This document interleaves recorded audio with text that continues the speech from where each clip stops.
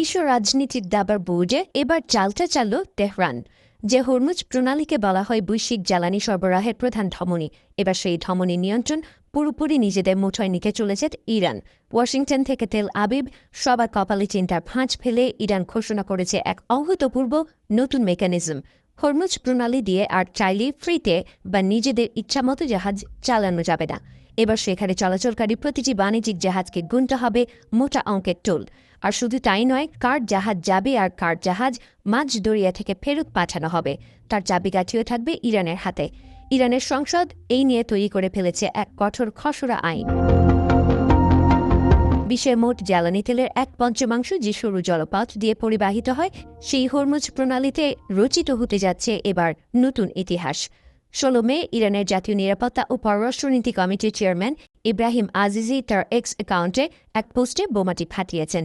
তিনি সাফ জানিয়েছেন, হরমুজ প্রণালীতে সামুদ্রিক যান চলাচল নিয়ন্ত্রণের জন্য একটি নির্দিষ্ট রুট বা ডেজিগনেটেড রুট তৈরি করেছে ইরান, আর সেই রুটে বিশেষ সেবা দেওয়ার নামে এবার থেকে আদায় করা হবে নির্দিষ্ট ফি। ইরানের এই চাল কেবল অর্থনৈতিক নয়, চরম মাত্রায় ভূরাজনৈতিক। তেহরানের পক্ষ থেকে স্পষ্ট জানিয়ে দেওয়া হয়েছে, এই বিশেষ মেকানিজমের সুবিধা কেবল তারাই পাবে যারা ইরানের বন্ধু বা ইরানের সাথে সহযোগিতা বজায় রেখে চলে।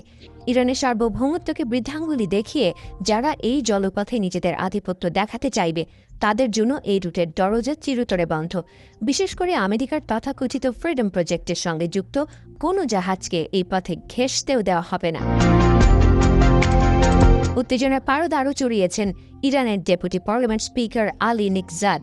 তিনি হুঙ্কার দিয়ে বলেছেন, নতুন আইনি কাঠামো অনুযায়ী ইসরায়েলি শাসনের অধীনে থাকা কোনো জাহাজ কোনো অবস্থাতেই অর্থাৎ কোনো পরিস্থিতিতেই এই হরমুজ প্রণালী ব্যবহার করতে পারবে না। একই সাথে মার্কিন যুক্তরাষ্ট্রের মতো শত্রুভাবাপন্ন দেশগুলোর সামরিক ও বাণিজ্যিক জাহাজের প্রবেশাধিকারের ওপরেও বসানো হচ্ছে কঠোর নিষেধাজ্ঞা। কিন্তু কেন হঠাৎ এত মরিয়া হয়ে উঠল ইরান? ইতিহাস বলছে, সাম্প্রতিক মার্কিন ইসরায়েলি আগ্রাসনের জবাবে ইরানের সশস্ত্র বাহিনী ইসরায়েল অধিকৃত অঞ্চল এবং মধ্যপ্রাচ্যে থাকা মার্কিন সামরিক ঘাঁটিগুলোতে একের পর এক ক্ষেপণাস্ত্র ও ড্রোন হামলা চালায়।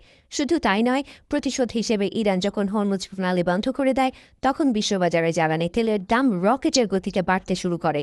গত 8 এপ্রিল পাকিস্তানের মধ্যস্থতায় আমেরিকা ও ইরানের মধ্যে এটি সাময়িক যুদ্ধবিরতি হলেও ওয়াশিংটনের অতিরিক্ত দাবির কারণে চূড়ান্ত চুক্তি আলোর মুখ দেখেনি।